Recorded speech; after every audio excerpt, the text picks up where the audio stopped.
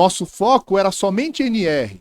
Aí, quando veio o E-Social, nós tivemos que aprender legislação previdenciária, legislação tributária, e estamos aprendendo ainda. Então, essa é a grande questão, que muitas empresas ainda não têm esse conhecimento de toda essa gama de informação e desses cruzamentos. Então, normalmente, quando eu faço meus trabalhos no cliente ou até em treinamentos, eu mais ou menos que desenho. Olha, você tem que, se você tem um risco ensejador de aposentadoria especial, ele vai no S2240, que vai cruzar com essa informação lá no S1200 da folha de pagamento. Verifique, mais ou menos... Se um ou outro não tiver, tem um erro e vai mais ou menos eu faço como se fosse uma trilha de auditoria. Vamos dizer, se alguém me contrata para fazer uma verificação, por exemplo, dessa questão, ele sabe que na empresa dele, ele tem um fator de risco ensejador de aposentadoria especial. Sim. Primeira coisa que eu faço, eu vou lá no pessoal de segurança, quais são os trabalhadores que ensejam aposentadoria especial? Qual que é a área que ele trabalha? E aí vou lá na folha verificar quem está com aquele código. E se eu estou pagando... Que é aquele, nós chamávamos de código de GFIP, né? Sim, que hoje é tabela 2. Tá. E aí você faz um bate e descobre se há algum tipo de consistência. Se a empresa não estiver pagando para os mesmos, tem que estar gerando um passivo aí. E o que eu sempre falo, tem que criar uma rastreabilidade disso daí. Alguém tem que saber quem são esses trabalhadores, onde eles estão, né? Porque o que acontece? Lá na documentação de saúde e segurança do trabalho, você não faz uma listagem nominal dos trabalhadores. Então, você tem que ter essa rastreabilidade em algum lugar. Porque lá na folha está todo mundo por CPF. Olá pessoal, eu sou Alexandre Guzmão da revista Proteção, estou aqui para apresentar mais uma edição do Proteção Tendências.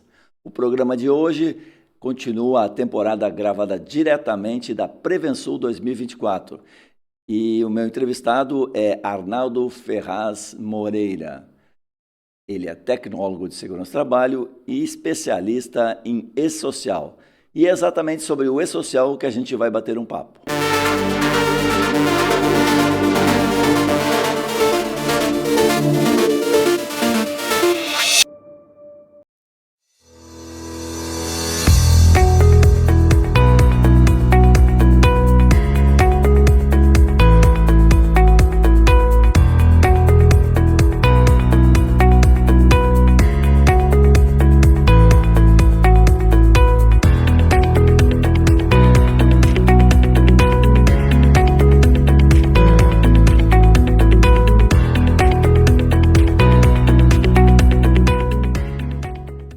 Todo trabalho precisa de segurança. Por isso, existe um Marluvas para todos os riscos que você possa enfrentar. Seja eletricidade, queda de objetos, escorregamentos, umidade, corte, seja qual for o seu trabalho, Marluvas tem a proteção perfeita para você. Diversos riscos, uma proteção. Para ficar por dentro de todas as novidades, nos siga nas redes sociais. Marluvas, a força da história. Olá pessoal, estamos aqui com o meu amigo Arnaldo Ferraz Moreira. Olá Arnaldo, obrigado por estar aqui com a gente no Proteção Tendências. É um grande prazer, Alexandre, poder estar com você mais uma vez, né? Nesse grandioso evento aqui no Rio Grande do Sul, participando mais uma vez pela revista Proteção. Muito obrigado. Obrigado por estar aqui com a gente. Arnaldo, a gente tem trabalhado junto em cursos especificamente, né? Falando do E-Social. O E-Social, esse desafio que as empresas estão vivenciando, e já estamos há alguns anos já nesse processo, né? E você é uma pessoa que tem acompanhado de perto, né? As empresas que implantam e as suas dificuldades. Vou fazer um apanhado assim de como é que você avalia o atual momento assim do E-Social em relação às questões, obviamente, de segurança e saúde do trabalho. Bom, eu tenho percebido que nós estamos num momento onde, né, as empresas se ocuparam com o envio das informações.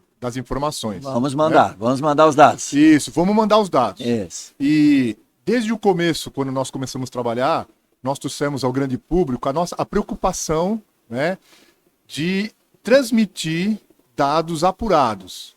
E a gente sabe que isso não foi realidade para todas as empresas. Um grande número de empregadores conseguiram contratar consultorias, né, assessorias, ou com seus próprios trabalhadores ali de segurança e medicina, SESMIT, né? SESMIT, fazer um bom trabalho. Certo. Mas isso não é unanimidade. Então, hoje nós encontramos ainda deficiências que refletem na segurança do trabalho. Né? O ponto principal, né, que eu tenho encontrado ainda Sim. é em relação aos enquadramentos de CNAE, básico lá na folha de pagamento. Né? A empresa tem uma atividade que talvez tenha mais de uma atividade. Isso. E acaba se enquadrando na atividade errada. Isso. Porque assim, a empresa ela tem que mensalmente fazer um enquadramento em relação ao CNAE preponderante. Tá. Né? Porque esse CNAE preponderante define as alíquotas do RAT. Tá. E ainda eu encontro situações desse enquadramento equivocado. Né? Pode dar um exemplo só para a gente, sem citar o nome da empresa, um tipo de situação? Então nós temos no cartão do CNPJ o CNAE preponderante, tá, e o CNAE secundário. Tá. Nem sempre o CNAE, ou melhor, o CNAE principal e o CNAE secundário. Certo. Nem sempre o CNAE principal é o preponderante. Tá. Sim. Né? E ela utiliza o CNAE principal para fazer o recolhimento das alíquotas do RAT. E normalmente ela escolhe o que tem uma alíquota menor. É isso? É tentando burlar ou é ignorância? Não, é desconhecimento. Tá. Né? A gente encontra profissionais que não têm essa apropriação da legislação, perfeito, né? Perfeito. E não consegue ter um entendimento de que o CNAE preponderante é o que define a parte da tributação de saúde e segurança do trabalho, né? Que o RAT, né, ou também conhecido como SAT, seguro de acidente de trabalho, é o que define esta parte de tributação dos riscos ambientais do trabalho. Isso acontece principalmente com contabilidades, né? Quando você tem uma empresa que tem uma folha de pagamento, né, que estudou e-social, que se uniu com segurança e medicina do trabalho, muitas vezes isso já está no dia a dia de ter o conhecimento de que é o CNAE preponderante, aquele onde você tem maior número de trabalhadores alocados. Né? Mas ainda nesse momento, né, ainda nós encontramos essa deficiência. Você vai fazer o levantamento do CNAE e o CNAE não está adequado. A partir daí, toda a parte de tributação está comprometida. Esse é um dos pontos. Você falou que essa informação é mensal. Isso. Mas a empresa não muda a sua atividade mensalmente. Então ela mais ou menos repete, obviamente quando ela vai mudar, a partir desse mês nós vamos ter uma contratação diferenciada ou demissões em determinada área, mudou a estratégia, daí sim ela modifica. Ela deve ir repetindo o CNAE a cada mês, certo? Isso. É que assim, eu coloco dessa forma porque a própria legislação ela fala que o enquadramento do CNAE preponderante é responsabilidade da empresa e que a empresa tem que fazer essa verificação mensalmente. Perfeito. Ok? Porque eu posso demitir e admitir, daí essa modificação vai afetar. Exatamente. Vamos lá, que eu tenha 100 trabalhadores, eu tenho 51 de uma atividade mais voltada para, vamos lá, comércio, e eu tenho 49 na parte uma parte mais industrial. Né? Isso. Então, se eu diminuir essa equipe, né, ou contratar mais na parte industrial, eu tenho que informar o E-Social que a minha alíquota deixa de ser de comércio para ser uma alíquota ligada à indústria. De uma forma bem simplificada, bem bobo, isso. No exemplo, mas é só para dar um exemplo. De uma forma bem simplificada, justamente é isso. Né? Então, a legislação se ocupou em colocar dessa forma. A responsabilidade é da empresa. Né? Se você tem uma folha de pagamento, é a responsabilidade da folha de pagamento, ok? Ou se você tem uma contabilidade, a responsabilidade é da contabilidade fazer esse enquadramento de forma adequada mensalmente. Né?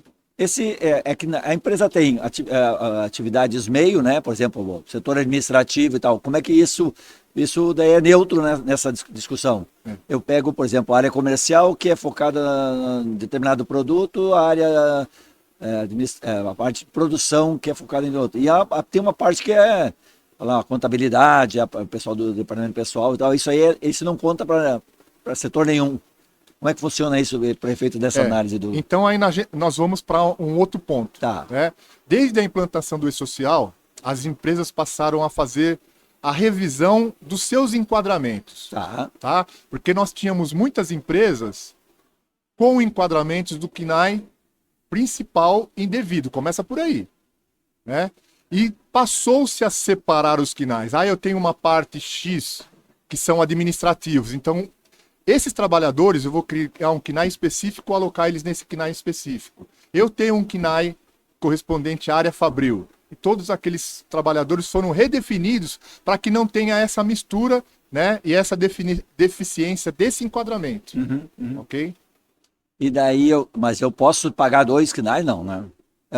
Sobre a minha alíquota ser diferente? Metade do meu, digamos, se eu tivesse 40% do administrativo e 40%, esses 40% seriam um CNAE diferente? Ou uma alíquota diferente? Não. A maior, digamos, a maior parte, né? Se eu tenho mais administrativo do que trabalhadores, eu seria um CNAE voltado ao administrativo. É isso? Isso, exatamente. Né? Só que as empresas, com esse olhar, tá, criaram até estratégias, né, para poder fazer isso da melhor forma possível. Para que você não tenha esses profissionais todos misturados dentro debaixo de uma determinada, um determinado guarda-chuva. Né? Eu crio uma outra empresa? Como é que seria esse um caminho? Não? Muitas empresas foram para essa estratégia. Então, assim, por exemplo, eu tenho... A gente costuma dar o seguinte exemplo, né? Eu tenho uma fábrica de motores. Sim. Se a grande maioria dos meus trabalhadores é da parte de fábrica de motores, eu tenho aquele CNAE específico da fábrica de motores. Perfeito. Quantos trabalhadores eu tenho na administração? Eu posso ter o CNAE principal da fabricação de motores e o CNAE secundário debaixo desse guarda-chuva, mas vai ser um número muito pequeno de trabalhadores. Sim. Aí eu não tenho um problema tão grande, tá? Então eu tenho o CNAE principal com o CNAE secundário da parte administrativa, ok? Qual vai ser o CNAE preponderante? Aquele que tiver o maior número de trabalhadores. Se for esse principal, ele vai ser o preponderante. Como o número de trabalhadores é menor na da parte administrativa, eu não tenho, eu não vou ter assim um grande impacto, né? Mas a gente viu as empresas aí, porque assim, a grande questão é que muitas vezes a classificação do CNAE eram por outras questões, por exemplo, como questões fiscais. Sim. E não com base realmente na número atividade de trabalhadores. E na atividade da empresa. Sim. Então aí já era um erro, já tinha um risco aí dentro. Né? Então as empresas se adequaram justamente a isso. Meu CNAE não está adequado no meu cartão do CNPJ. Fez um trabalho junto à contabilidade para fazer o enquadramento correto no CNAE da sua atividade realmente específica do seu contrato. Né? Então também teve essa readequação. Tá, mas agora vamos dar um exemplo do CNAE. Eu tenho uma empresa que declarou um CNAE de risco 1, né? 1%, né? A alíquota, né? E a Receita vai fazer uma investigação e vai chegar à conclusão que é risco 3, tá? 3%. Ok. O que acontece com essa empresa? Então é assim, existe uma tabela de CNAEs. Tá. E nessa tabela, por esse CNAE, você já sabe qual que é a sua alíquota. Tá. Então, se você está amarrado naquela tabela, você tem que recolher a alíquota correspondente. Tá? Então, por exemplo, se ele está num CNAE, vamos imaginar... Mas se eu estou errado, eu estou falando do exemplo... eu errei. A Receita descobriu que eu errei. Porque você disse que esse é um problema. Você tem que fazer um... Eu estou nos últimos... Sempre paguei nos últimos anos sobre 1% e a Receita comprovou que eu errei. Devia ser 3%, a base, né? Isso. Que depois eu posso ter 0,5 ou 2 para 1 e 3 pode passar 6 ou 1,5. Com o efeito do FAP. Do efeito do FAP. Isso. Então, o que acontece com essa empresa se a Receita constatar que você disse que o problema é o enquadramento errado. O que ela é multada? Ela é o retroativo dos últimos anos? Como é que... Então, a Receita, ela sempre recomenda que a empresa faça o que ela chama de auto-reenquadramento. Você identificou que você está errado? Faça o auto-reenquadramento. Tá. Então, a partir daqui, eu vou fazer corretamente e você retifica os períodos anteriores. Tá, mas se eu receber uma notificação da Receita, em algum momento, que descobriu que eu estava cometendo uma irregularidade. Eu gerei um passivo. Sim, ela já te faz vai me notificar ela te mandou uma notificação e te convida a uma autorregularização. Já tem que pagar. Ela te convida a você se autorregularizar. Tá. Então você tem que fazer. Tá. Tá? E vai me cobrar o passivo. Isso, vai cobrar. Ela tem nos últimos 5 anos. Nos últimos 5 anos você teve o mesmo cenário. Exatamente. Você tem que pagar agora não sobre 0,5 de, né, o 2, pode chegar a 6, por exemplo, se for o 3, né? Então, nessa autorregularização, você vai retroagir com o KNAI, os enquadramentos correspondentes. Certo. E aí você vai ter que recolher as contribuições, as diferenças das contribuições em relação àquela alíquota. Então, o que você falou é que esse problema pode gerar um passivo bem esse problema pode gerar um passivo. Tá. E que outros problemas você tem constatado, assim, esse é um erro básico e simples de se constatar. Eu tenho mais de trabalhadores em determinado setor, o grau de risco daquele setor é tal, eu tenho que... Essa é a regra do negócio. Muitas vezes você fala que a contabilidade às vezes interpreta... mas eu não sabia que o João e o Francisco trabalhavam nesse setor. Eu achava que ele... Né? Porque ele não conhece bem a realidade. O que conhece é a empresa, né? Às vezes a contabilidade se engana nisso, né? Uhum.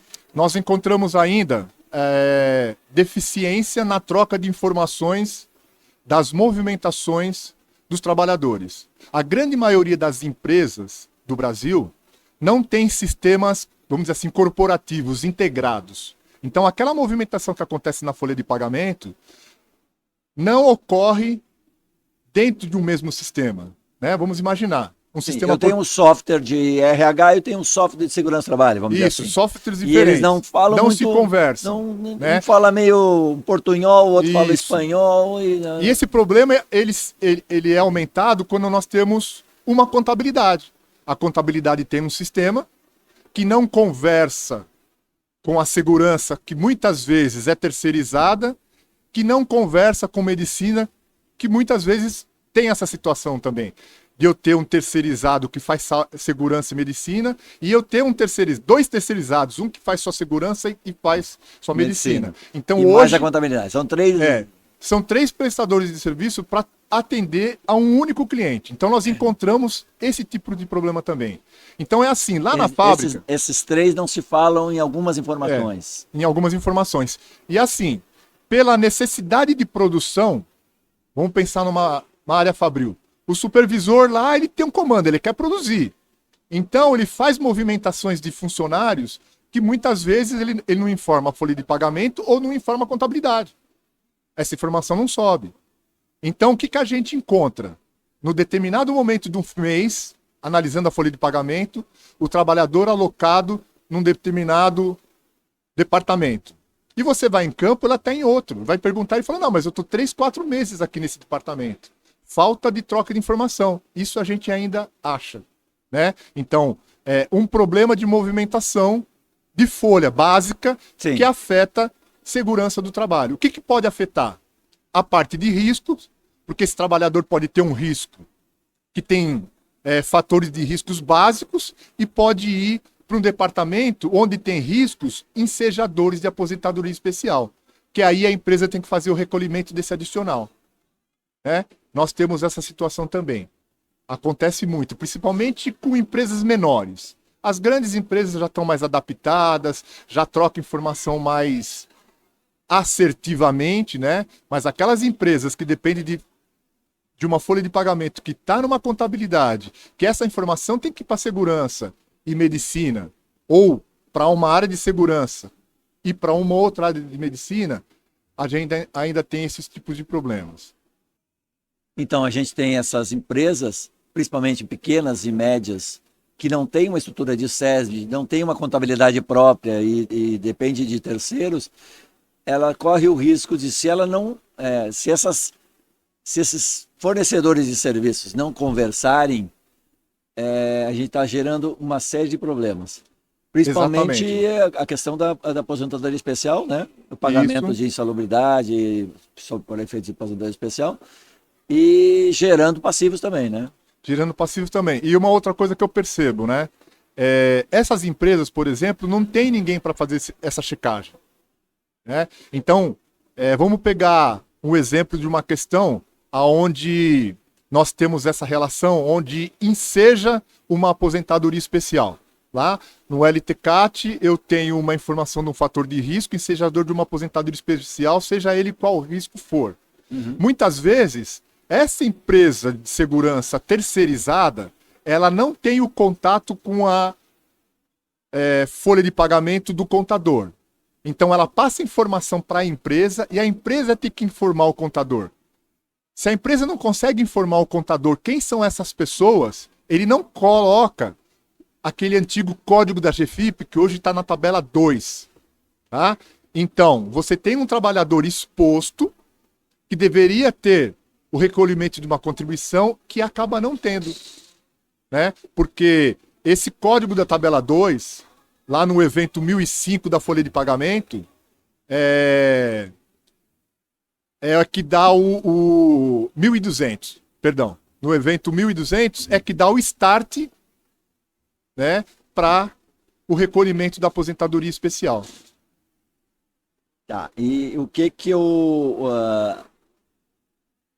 você tem percebido em relação às empresas, né? Vamos falar de pequenas empresas, porque as grandes a gente sabe que, de uma maneira geral, elas já adotaram o e-social como um fato irreversível, já estão se adaptando, se não estão, muito raramente vai acontecer numa grande empresa, mas as pequenas empresas, você tem percebido que os empresários estão entendendo a lógica e estão investindo nessa questão? Como é que é a sua avaliação nos seus contatos com empresas? Bem, as grandes empresas, muitas delas já se adequaram ao longo desse tempo, já fizeram auditorias, fizeram retificações das inconsistências que foram encontradas, né? Tem uma equipe permanente de validação dessas informações, né? Mensalmente validam, mesmo aquelas grandes empresas que têm terceirizados. Né? Então essas empresas que têm corpo técnico específico e essas empresas que têm terceirizados conseguem fazer essa validação, esse checklist, inclusive fazendo cheques dentro do próprio portal do e-social, né? Que isso é possível. Mas muitas das pequenas empresas não conseguem fazer isso, né? A contabilidade enviou a informação, muitas vezes essa informação foi até checada, mas quando entrou a parte de segurança, não fez esse devido checklist. Nós encontramos situações assim ainda, né? Incorrendo em inconsistências, né? E risco de ter uma fiscalização e ser penalizado por algum tipo de incoerência. Então, o que eu percebo, né? Normalmente, quando eu encontro com alguns empregadores, ou que eu estou conversando com os profissionais de segurança, o entendimento é assim. No primeiro houve uma resistência, né? Ninguém acreditava que ia entrar SRST, aí teve aquela simplificação, as pessoas, os técnicos, os engenheiros, esses empregadores se mexeram, atualizaram a documentação, LTCAT, PPRA, investiram muitas vezes em IPI, né? Trocaram produtos químicos, inclusive, em alguns casos, mas a grande questão é assim, a continuidade desse investimento. Aí, o empregador fala assim, bem, mas eu não estou vendo nada da Receita Federal. A gente sabe que a Receita Federal ela não é midiática, ela não está contando nada, mas ela está ali por detrás, fazendo seus cruzamentos de dados, trocando informações, que lá na frente eles vão aparecer. Então, no meu entendimento, o grande problema atual é não se acreditar que a Receita Federal está trabalhando. algumas empresas estão apostando em que não vai dar nada, então. Não vai rolar. De certa forma... Essa lei não pega. De certa forma... essa lei não pega. De certa forma, porque não está havendo esse movimento da Receita Federal, continua acreditando que não vai dar em nada, mas a gente sabe que não. Então, é tipo um avestruz botando a cabeça no buraco achando que resolveu o problema. Exatamente. Então, normalmente, quando eu faço esses trabalhos, eu trago o panorama, desde a implantação do E-Social, da questão do universo SPED. Porque saúde e segurança do trabalho, ele está dentro do E-Social, que está dentro do universo maior que é o SPED, que cruza informação com nota fiscal eletrônica, que cruza informação com o EFD-REINF, né? Um outro ponto que eu tenho observado bastante é aquela questão de as empresas que têm cessão de mão de obra e empreitada, né? Então, o contratante da cessão de mão de obra e empreitada, né, ele tem que fornecer o LTCAT para a prestadora de serviço. O tomador tem que fornecer para a prestadora, colocar as mesmas informações do seu local de trabalho na folha de pagamento e na saúde e segurança. O terceirizado está dentro do ambiente da empresa contratante. Então, muita empresa não faz isso ainda, né? Quem não faz? A contratante ou a contratada? A contratante não fornece o LTCAT? A contratante não fornece o LTCAT para a contratada, que não sabe que tem que pegar os riscos do local de trabalho. Onde... A gente vê muitas vezes assim, a prestadora de serviço indo lá no contratante para fazer o levantamento das medições. Mas ela não conhece o posto de trabalho. Quem conhece o posto de trabalho é o contratante. Isso é algo que eu percebo também e ainda há muita resistência, né? E corre o risco de a contratada, ao fazer essa medição ou avaliação, fazer uma declaração, passar uma informação diferente da contratante no mesmo local de trabalho. Olha, então uma diz que não tem nenhum risco lá, e a outra diz que tem. Daí tem um choque de Então a máxima é assim, olha. Não há... Você está cumprindo o E-Social. Tá? E o E-Social, ele deixa um rastro. Queira você ou não. Então, assim, você se autodeclara. Sim. Ok? E se você não se autodeclarar, dentro da estrutura que foi criada, um prestador de serviço pode entregar essa empresa. Sim, né? Sim. Então é justamente isso. Então, uma avaliação de um técnico diferente sobre o mesmo local de trabalho gera lá, quando bater lá nos dados lá na frente, uma incoerência e a Receita vai dizer, olha, aqui tem uma coisa errada. Exatamente. Um está mentindo, ou um está se enganando, né? Nós não sabemos, que é uma expectativa de todos, como que serão esses cruzamentos, de que forma eles estão acontecendo e quando. Na verdade, o trabalho está acontecendo. Mas o dado está lá. É só levantar. Exatamente, só levantar. Mas a gente não pode, por exemplo, deixar de pensar, não é a minha expertise, mas, por exemplo, lá na EFD-REINF, tem 2 eventos de tomador e prestador, que os dados têm que se coincidir, com base em informações de saúde e segurança do trabalho do E-Social. Entendeu? Então, se eu tenho um posto, eu sou um tomador de serviço, eu tenho um posto de trabalho que eu tenho um terceiro. Vamos imaginar que eu tenho um trabalhador próprio e também tenho um terceiro nesse mesmo setor. Departamento, inspeção. Exposto ao mesmo risco. Exposto ao mesmo risco. É o mesmo problema. Então, eu tenho que de alguma forma, tirar uma foto, passar o LTCAT para esse terceiro, para que o risco seja o mesmo. Sim. Porque lá na FD-REINF, eu declaro quem é o meu prestador de serviço, tá? Eu tenho que declarar na parte de cessão de mão de obra empreitada, além da retenção de 11% sobre a nota fiscal, eu tenho que inserir também o valor das alíquotas do adicional do RAT, se houver. E lá na outra empresa também tem que bater, né? Então, é um engano a gente pensar que não tem cruzamento de dados e que esta troca de informação não vai gerar problemas. Então, assim, eu tenho que ter um protocolo bem definido, quando eu tenho um terceiro, como que eu mando as minhas informações para o meu prestador? Né? Nós estamos falando de saúde e segurança do trabalho, mas emissão de nota fiscal é da área fiscal.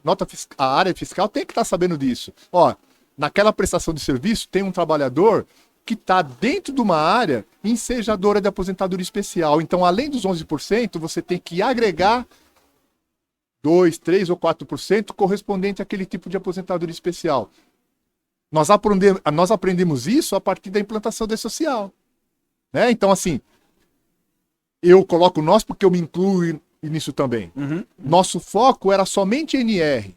Aí, quando veio o E-Social, nós tivemos que aprender legislação previdenciária, legislação tributária, e estamos aprendendo ainda.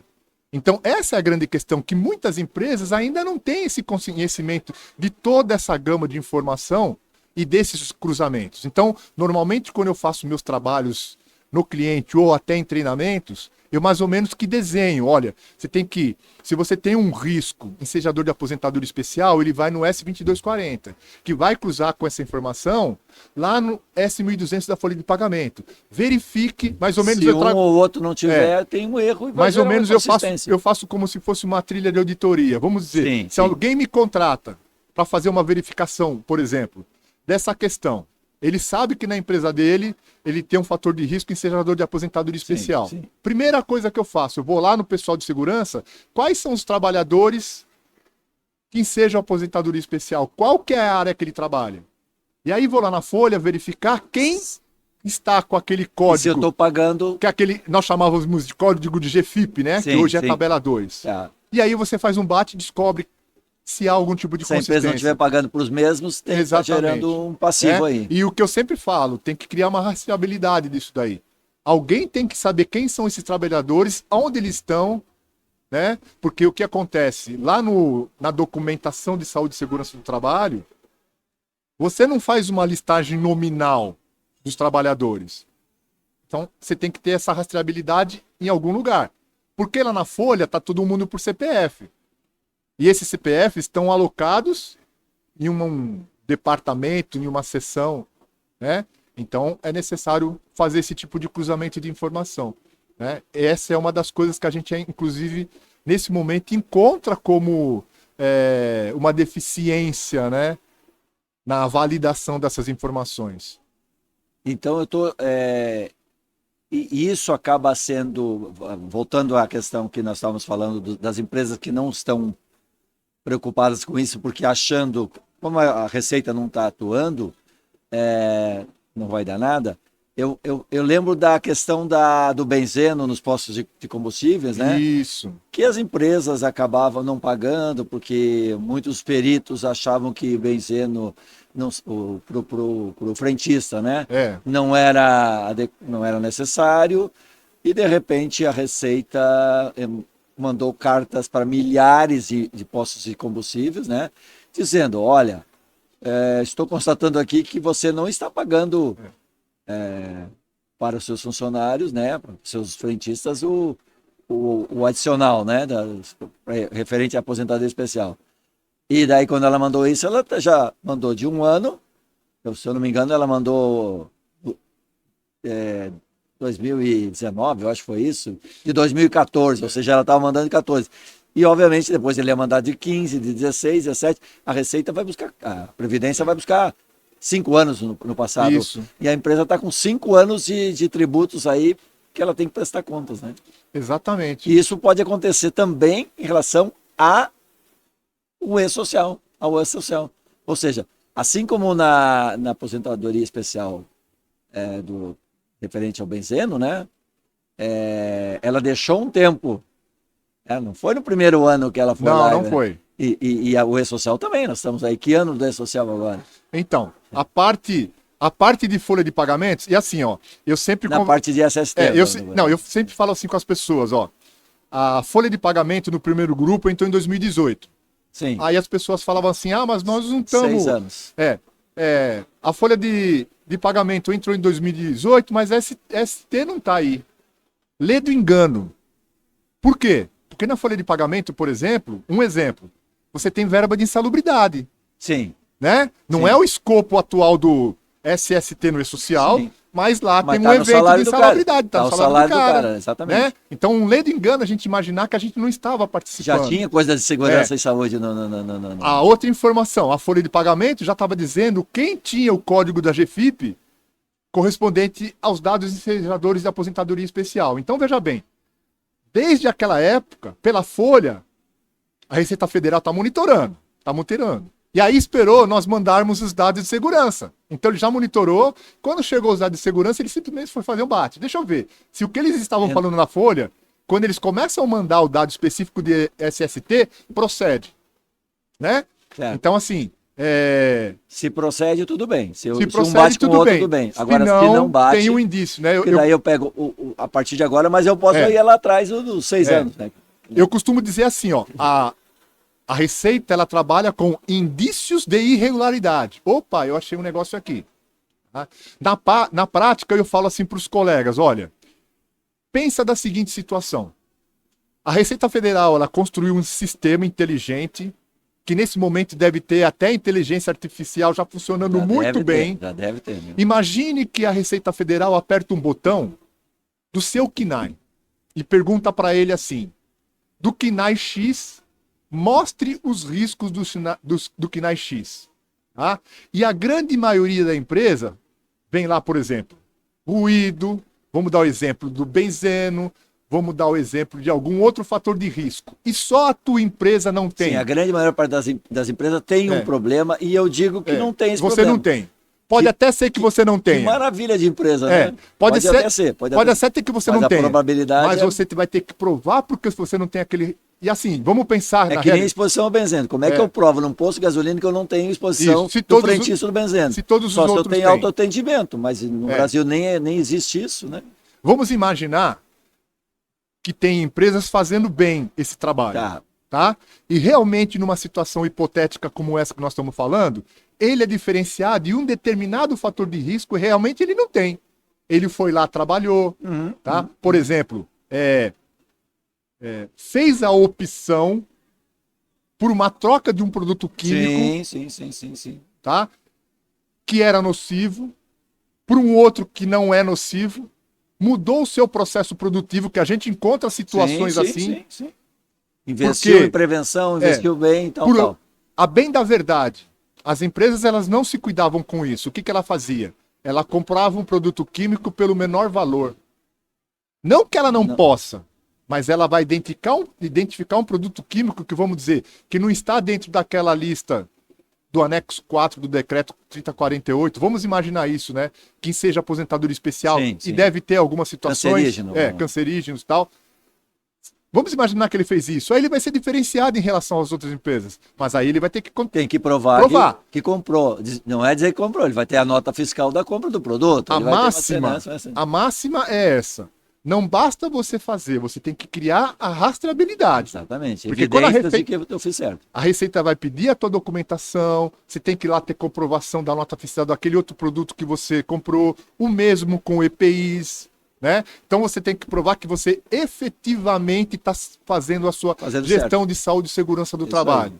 O mesmo acontece para o monitoramento da saúde do trabalhador. Né? Uma das coisas que menos se faz em saúde e segurança do trabalho é trabalhar com o que nós chamamos de epidemiologia.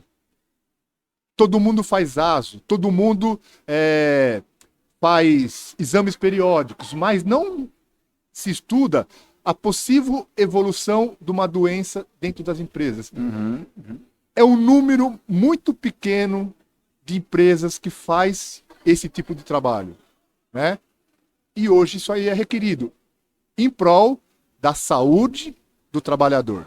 Então nós saímos de uma situação e hoje a situação é outra. E o E-Social está aí para trocar essas informações e para acusar quem realmente está trabalhando nessa gestão. Então a gestão inclui não somente você ter um LTCAT efetuado, um PGR atualizado efetuado, mas sim, eles querem saber a eficácia dessa sua gestão. E esses documentos eles vão dar suporte. Né? Hoje esses documentos têm que refletir exatamente o que acontece no seu posto de trabalho, na sua área fabril. E essa informação tem que ser refletida dentro do E-Social. Tanto é que era assim, né?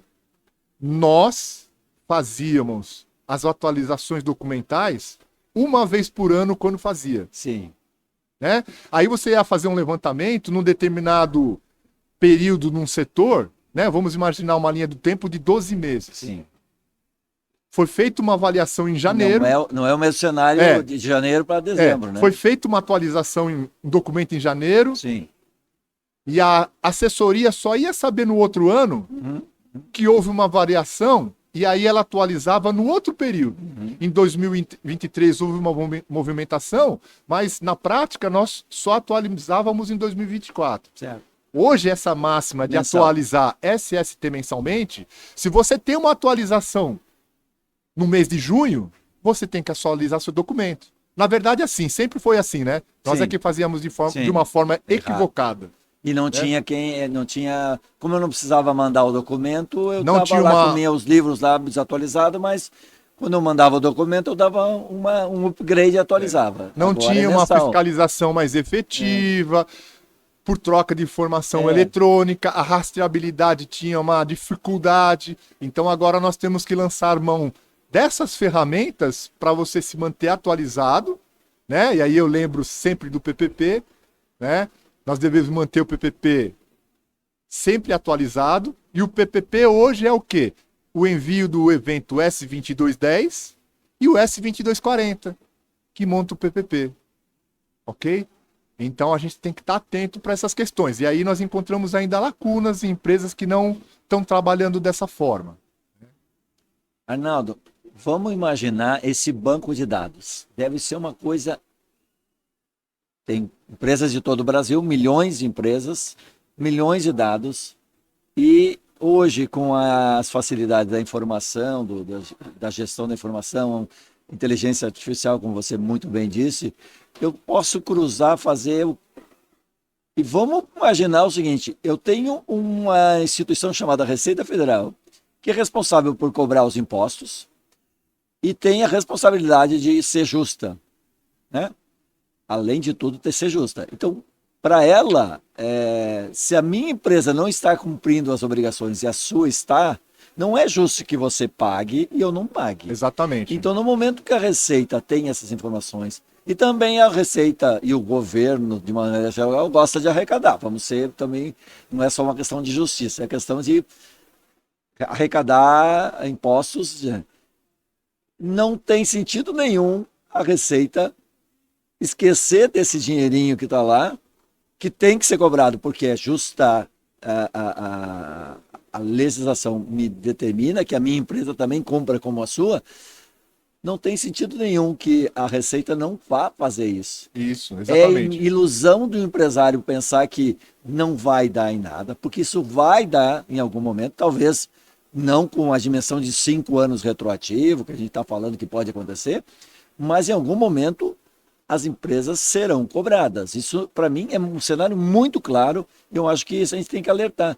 E parece que as empresas só se dão conta desse tipo de situação quando a água já está pelo pescoço, já está exatamente. Subindo. E sobe quando rapidamente. Não tem mais o que fazer.